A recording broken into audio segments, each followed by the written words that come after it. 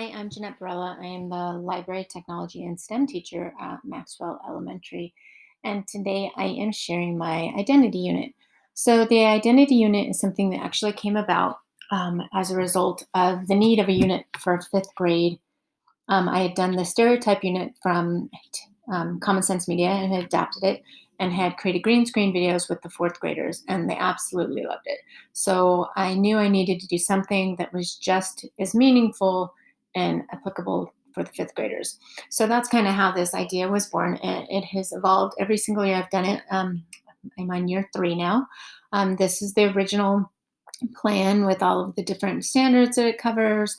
It's a mashup of different lessons from facing history and ourselves, teaching tolerance, and common sense media.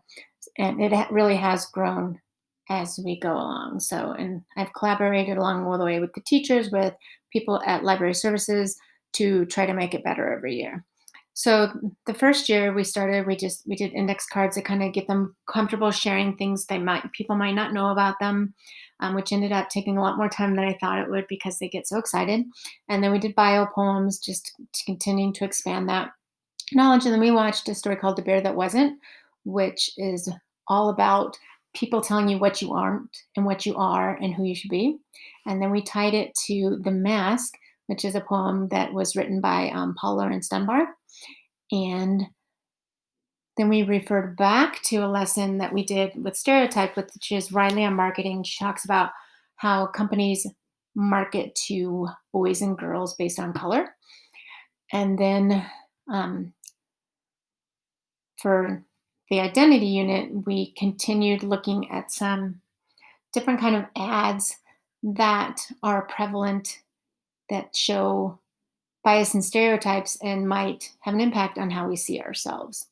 And then they did a digital project at the end. So I want to show you first the Google form that I did, and it's evolved as well because sadly there are still so many examples that I can put on it, and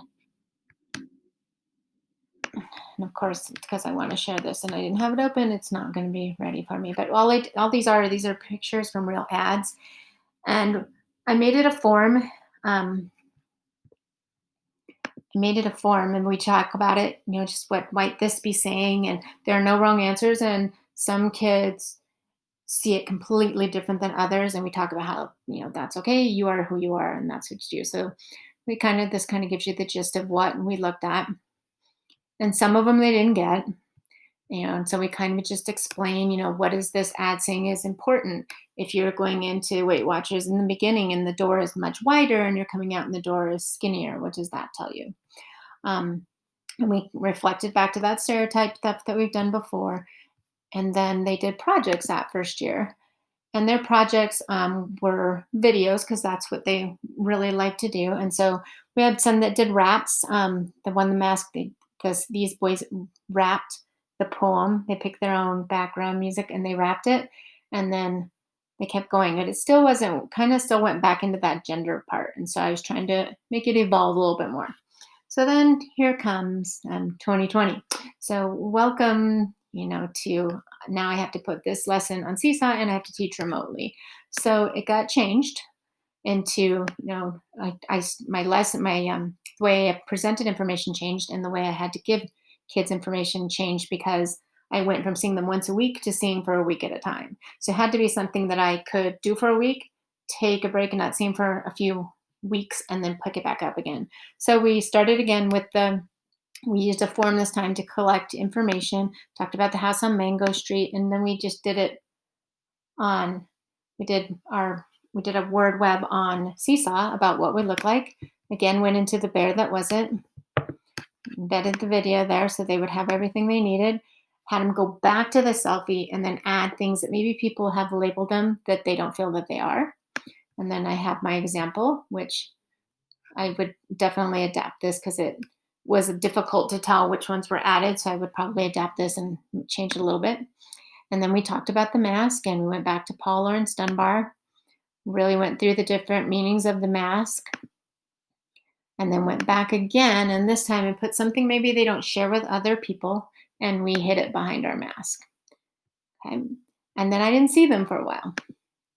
And so when I came back to them again, we reviewed something we had done before, which we did Seeing is Believing, and we talked about Photoshop and how Photoshop is impacting the way people see things. And then we went back to Riley again and talked about identity.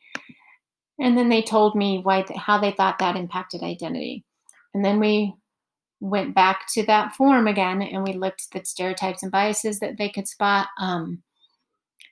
And we had added, there was a new one that we got to add because it just came out. Like I told you, sadly, there's always material for this. Um, so we added the new Burt's Bees ad on the top and talked about it. And then this time, because I couldn't be with them to create the videos, I added something that I took from Common Sense Media called Just Because Poems. And Just Because Poems, because the form with all the different ads generated a lot of emotions. This was the first year actually I had a teacher contact me and say, "Hey, she was so upset after your class. What happened?" And so I told her, and we were both like, "Wow, that's it's good and it's bad, and you feel so helpless." But she really got the lesson. And so then the next time I saw them, I gave them a chance to kind of take those emotions and put them into a Just Because poem. And then I modeled it, and so this was my model. So I said, just because I'm from Montbello doesn't mean, and I took all the stereotypes that I grew up with because people thought I was from Montbello. I was in a gang. I'm the only white person that was in the class. And then they also thought people from Montbello were uneducated. So I modeled this with them. And then they created their own Just Because poems. And I was honestly so impressed with their Just Because poems. I had to create a trust there. And I did tell them, um, I want to share these. I want to create a digital project and a moto video with them. If you don't want to share, you need to put on there, please don't share, because you can't trust my memory. But if you put don't share, I won't share it. And there were a couple I did convince them to share because they were just so powerful. But you can see kind of some of the results. Like, just because I'm a Mexican doesn't mean I'm a legal immigrant, doesn't mean I'm a bad person, doesn't mean I don't bring crimes. I think you do crimes, and they're completely unedited because I see them for such a short time. Just because I'm a kid, it doesn't mean you can't teach me bad. Doesn't mean you say I'm making it nowhere. It doesn't mean I'm an evil kid. Um, Other classes had different ones. Just because I'm black doesn't mean I'm ugly. Doesn't mean I'm a bad person. Doesn't mean I steal things. There were some about gender. There was one that was about just because I'm a Raiders fan, just because I'm a football player, just because I'm a girl, just because I play an instrument doesn't mean. And then I was able to take that and create a Just Because poems video that I have posted on our website under digital projects.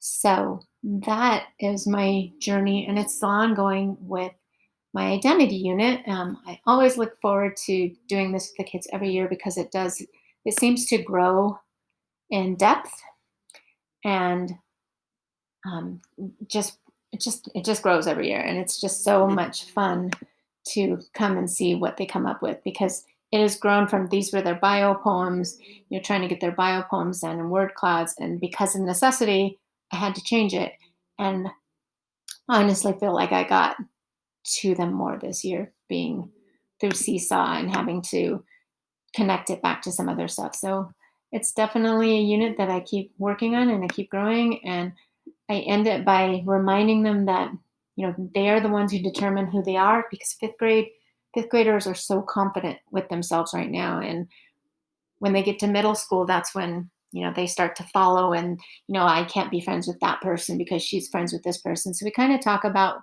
that, that people are going to judge you by who you're friends with. You need to determine what's important for you because you're the person who you are. And that's, you just need to just be you. So that's my unit. And again, I look forward to any feedback, any questions you have, you can contact me. Thanks.